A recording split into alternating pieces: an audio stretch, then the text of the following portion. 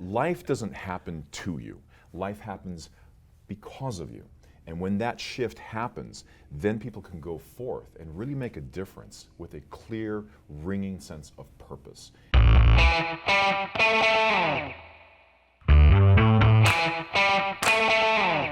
Hey, Dr. Bill here with a soon-to-be exciting Meet the Mentor. If you have not signed up for LEAP 2020, do it now. We have registration. You can go to www.leapfoundation.com and sign up. We will have an epic year again. The dates are July 19th to the 25th, again at beautiful UCLA. But for right now, you get to meet Robert Freeman. This is the first time that I'm actually doing an interview of a judge, so I'm a little intimidated here. But he's been a practicing attorney for over 20 years, working in both California and Nevada. He's a business owner. He did civil litigation, mainly business litigation, and he's currently a Judge Pro-Tem, which he'll explain to you what that means, and hopefully will be a full-time judge soon. We need more smart judges because there's a lot of them on there that aren't that smart. And that's for real. He also works as a mediator and a trainer for the state of Nevada, and he's on the State Bar of Nevada, Ethics Commission, and he's a board for several charities, a merit badge counselor, Boy Scouts of America, and he does martial arts. But we're going to focus on law. Thank you so much. Thank you, Dr. Bill. And for the first time, he got to actually serve as a mentor at LEAP. But one of the things we like to do with this is to give students that aren't coming to LEAP, or ones that did come to LEAP but didn't get the pleasure of meeting you, a little perspective on what you do. So let's go back to your career. Sure. You practice law. Tell us a little bit about that, and kind of the highlights of that and the lowlights, because from that you kind of progressed into wanting to be a judge. So I'd like to hear a little bit about that. Well, and if I can circle back for just a minute, I gave a keynote speech to the Boy Scouts last night. And one thing that I said to them that just resonated was life. Which camera am I looking at, by the way? This one? Actually, All right. this is the one that goes live. Thank you. To Instagram. So life doesn't happen to you.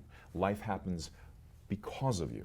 And when that shift happens, then people can go forth and really make a difference with a clear, ringing sense of purpose. And so that LEAP workshop really resonated with me, and that's what I took away that I was able to pass on. So I just wanted to make sure that I shared that with you. So my career as a lawyer, it's just one of those things. I grew up in Palos Verdes, as I told you, and one of my closest friends was going to be an engineer, and one was going to be a surgeon, and one was going to be a finance guy. That was the thing we were going to do. And my father, God rest him, wise man, was a musician of all things. And I went to law school because I was going to be, I guess, the token lawyer in the group of friends. And I did go to law school finally. I have a bachelor's degree and a master's degree and a law degree. But becoming a lawyer is a long and arduous path. And everybody who says to me, Robert, I want to be a lawyer because I argue so good. Oh, gosh. Oh, man. In my mind, there are two reasons to become a lawyer. The first one is that somebody else is paying for it, because a JD will do nothing but help you. But when you've got that crushing debt, if you go to UCLA or some other school down south, you're looking at 150 grand in education. And once you get through, now you go, wow, I really want to do this job, but it only pays me 60 grand a year, so I can't. So I got to do that job. And so while it opens a lot of doors, it also can close a lot of doors. The second reason to go to law school is because you really want to be a lawyer. And if you really want to be a lawyer, I caution everybody out there, go spend the day with a lawyer and see what we really do for a living. LA law, law and order, that's really not what we do. So if you want to be a public defender, go spend a day with a public defender. Right. If you want to be a government lawyer, go spend the day with a government lawyer and see what they really do. And then if you decide that, okay, now I know what you really do and I want to do that, then it's time to start applying for law school. Good advice. So what was it like practicing law for 20 years? Highs and lows.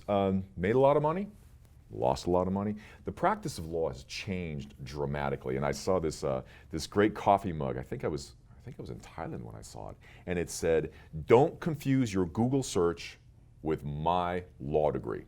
And that's what's happening. In a lot of ways, attorneys are going the way of the dinosaur, because people get on, they do their Google, and oh look, I'm an attorney. LegalZoom. LegalZoom, exactly. So that's really changed the way lawyers practice. And a lot of the big firms have closed.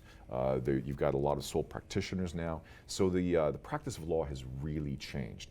And the time when you need an attorney is if you're going to court, because the rules have not changed in court. And judges, I happen to know this firsthand, we're not forgiving when people aren't doing what they're supposed to do, because we've got this backload of cases. We've got to move it along. Justice has got to be served, and it's got to be swift. So if you can't handle it, then get out. So that's kind of where you definitely need a lawyer. That hasn't changed. So can you explain to our students what exactly a Judge Pro-Tem is? Absolutely. And the difference between that and a judge and also a commissioner, as you were explaining Sure. earlier? So in Los Angeles and California, there are 3 types of judicial officers. The first is a judge, the second is a commissioner, and the third is a Judge Pro-Tem, which is what I am. So a judge can either be appointed by the governor, and he or she is an employee of the state, and they can be sent through any courtroom throughout California. So you can be in Sacramento, you can be in San Diego, you go where they tell you to go. The second way is to become elected. And so, you got to throw the money up and put the campaign together, and you run for a specific seat. And if you're elected, you take that seat and you stay there until you run again or get removed or whatever it might be. All right, that's a judge.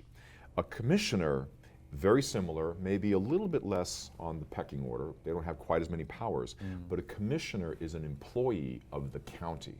So a commissioner in Los Angeles can't work in Orange County until and unless Orange County hires that person as a commissioner. But the commissioner essentially acts as a judge. Correct. They're both judicial officers. Okay, I got it. And then finally you have a pro-tem judge, or a Judge Pro-Tem, which is what I am. They're kind of getting away from that, and now they're saying it's a temporary judge, which I don't like because I kind of like the lofty title. But a Judge Pro-Tem or a temporary judge serves at the discretion of the county. And I think it's an internship, because if you want to be a judge, you could be the greatest litigating attorney on the planet, but how are you going to be as a judge? Because the most difficult thing about being a judge is you've got to turn off the advocate. So I'm behind the bench, and I'm listening, and I really want to argue their case because they're just really screwing it up, and I can't do that. So it's a different mentality. And a Judge Pro-Tem, first of all, we're giving back to the community. There was a time in the not too distant past when California was really short on funds and LA was short on funds, and they couldn't hire new judges. And so the wheels of justice started to grind to a halt. They created the Pro-Tem department, they reached out to the legal community, and so now as a result, we're able to get those wheels going again. We fill in for judges, and we kind of really streamlined a lot of the courtrooms. So that's a Judge Pro-Tem. Great to give back to the community. As I said, made a lot of money, want to make sure people get justice, but also it's a great internship to become a judge, because now you have the practice of being a judge. They know how you work. There are some amazing judges, and that's something else I learned. I've run into some judges that weren't so great.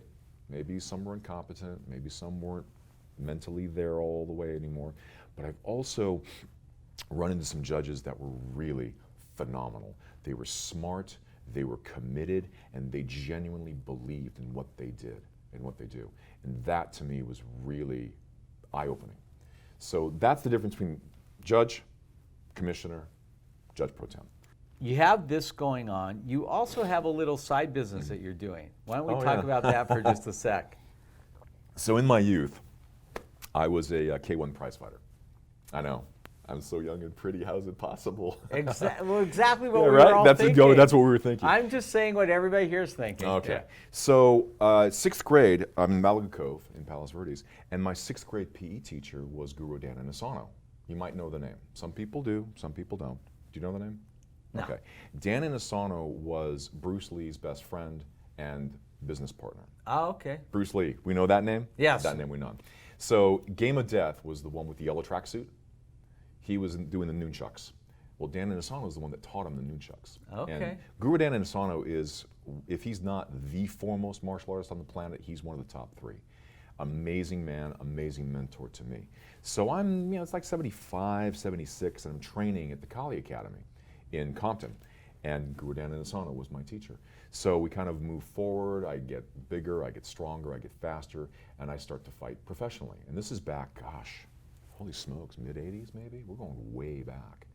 And when I came back from Vegas, I did the fight thing, and my last fight I was 40, and I was in Hong Kong. And I think the fight lasted a minute and a half into the first round, and I was so badly beaten up I had to postpone my flight home. And I thought, wow, I won that fight. maybe it's time to hang the gloves up. And so I did, finished the law school career and went down that path. And then when I came back from Nevada, I was so done with the law, I wanted to do something, and I completely got out of the law. And so I purchased a martial arts academy in Orange County, Irvine. Okay. So if I could kind of like wave a magic wand and say, this is what Robert's future is going to look like, tell me what you have planned for like the next 5 years. Does world peace count? World peace, yeah. Well, this is not the Miss USA pageant, but well, good, because I don't think I'd place. For me personally, absolutely take the bench. I mean, that's where my career seems to be going, and I do want to give back to the community. So I sit on the board for several charities. I'm involved with the LEAP workshop, and so pleased and honored to be a part of what you do. No, thank you. You were awesome. So thank you very much. Got very high reviews from the students, by the way. They loved you. I'm very pleased to hear that. And just when I left Las Vegas, I was pretty, emotionally and mentally, I was just battered and bloodied. But when I crossed state line, I'm like, well, I did leave Las Vegas a better place than I found it, substantially. That's all you can hope for, right? And that's where I'm going. I want to leave the world a better place. I don't care if my name's attached to it. I don't care about that. But I do think that our world and our culture in so many ways is in crisis. And if I can help be a part and be a component of change and help guide people, that's where I'm going now. Well, I feel like we need more judges like you, so I hope it happens. Thank you if very there's much, anything Dr. we Bill. could do, like write a letter or any kind of endorsement thing, I'd be down. I'm very flattered, thank you. And don't think I won't take you up on that. No, seriously, I would love to. All right, so next week, our Meet the Mentor is going to be with a good, sweet friend of mine, Jamie Natella. She is a TV commercial producer, hilarious, smart, successful, and I've literally known her since she's 19 and watched her blossom with her career. So with that, Dr. Bill, over and out.